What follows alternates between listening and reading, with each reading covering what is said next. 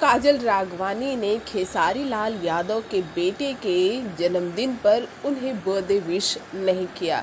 वैसे आपको बता दें कि काजल ही नहीं, भोजपुरी के कई लोगों ने विश नहीं किया है और उनमें काजल राघवानी, आम्रपाली दुबे जैसे कई कलाकार। लेकिन काजल राघवानी का नाम हम इसलिए ले रहे हैं क्योंकि काजल और खेसारी के रिश्ते कभी बहुत क्लोज हुआ करते थे। काजल राघवानी खेसारी के बेटे और बेटी के जन्मदिन के मौके को नहीं भूलती थी। वो उस दिन उन्हें विश करना बिल्कुल नहीं भूलती थी। लेकिन ये पहला मौका है जब काजल राघवानी ने खेसारी लाल यादव के बेटे को उनके जन्मदिन पर बर्थडे विश नहीं किया।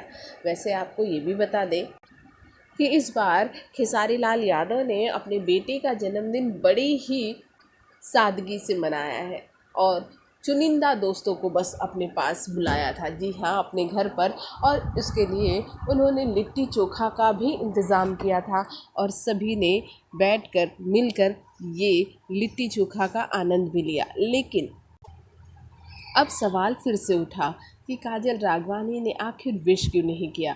आपको बता दें कि काजल राघवानी और खेसारी के रिश्ते इन दिनों कुछ खास नहीं चल रहे हैं और इसी वजह से काजल राघवानी ने खेसारी लाल यादव के बेटे को बर्थडे विश नहीं किया। लेकिन आज रिश्ते अच्छे नहीं चल रहे हैं। कल खेसारी के साथ काजल के रिश्ते ज़रूर अच्छे होंगे। इस तरह से अपनी लड़ाई के बीच बच्चों को कभी नहीं लाना चाहिए, ये सभी कहते हैं।